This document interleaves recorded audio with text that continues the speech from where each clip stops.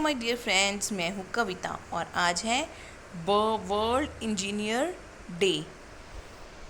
अब मैं आपको स्टोरी बताऊंगी कि हम हमारे यहाँ इंडिया में इंजीनियर डे क्यों मनाया जाता है। इस दिन बर्थडे होता है। Here is a story dedicated to sir विश्वनारायण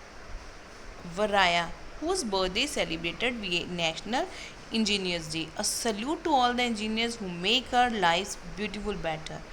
A long time back, in a village named Modhali in Karnataka, lived a little boy named Vishwa. Vishwa went to the school in the village. He loved to learn and enjoy going to school. He walked along a long distance every day to going to school. He walked with a long distance every day to his school. Soon he completed his schooling and went to the college and become a civil engineer. A civil engineer is a person who design roads, bridges, dams, and many more. Mr. Visvesaraya, who was fondly known as Vishwa, when he was young, he was a civil engineer and helped with building the roads and dams. One day, when Visvesaraya was working in Mysore, he worked at River Kaveri and thought building a big dam across the River Kaveri will help my people here. He was true. One of the religion, especially farmers, were using the water from the river Kaveri to to grow crops and food. When Kaveri dried up, they had no water from the crops. A dam that stored water, there was a rain, could help the people. So he asked the help of Maharaja of Mysore. Maharaja of Krishna Raja were there. The Maharaja happily agreed and gave him all the support to build the dam.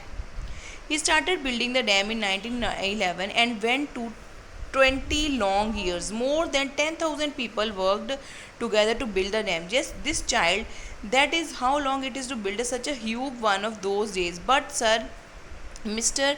Vishwasaraya was a dedicated engineer who made this happen. His birthday is on 15th September is celebrated National Engineer Day. The dam he is built stand and tall around the even today, hundreds of years later. It is called the Krishna Krishna Sagar Dham and the KRS Dam in Mysore, named as Maharaja of Mysore.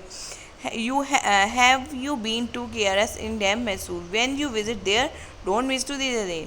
So this is the story of Engineer Day and the reason why we celebrate this day. देखो बच्चों को कैसे समझा सकते हैं कि engineering कोई चीज़ कैसे हो सकती है, उस एग्जाम्पल की डांटे। पहले आस्क, फर्स्ट इसका कंसेप्ट होता है ask, what is the problem you want to solve. बच्चे को पूछो कि आप क्या सॉल्व करना। मान लो कि आपको टीचर ने एक कहा है कि आप एक बर्ड ड्रॉ करो, ठीक है।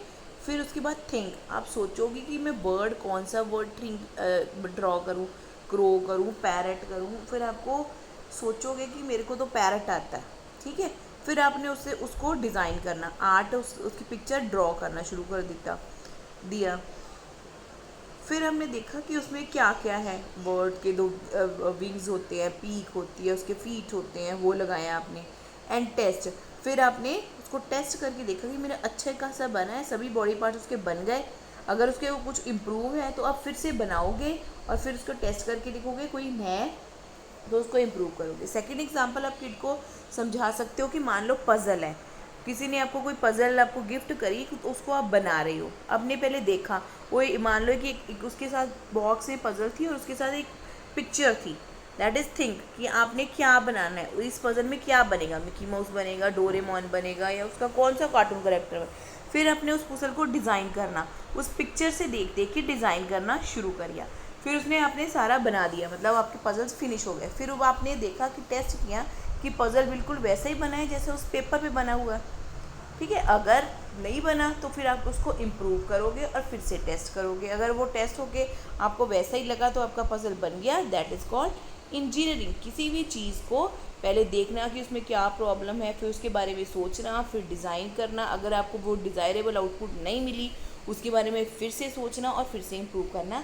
That is called engineering. और आज है वर्ल्ड इंजीनियरिंग डे।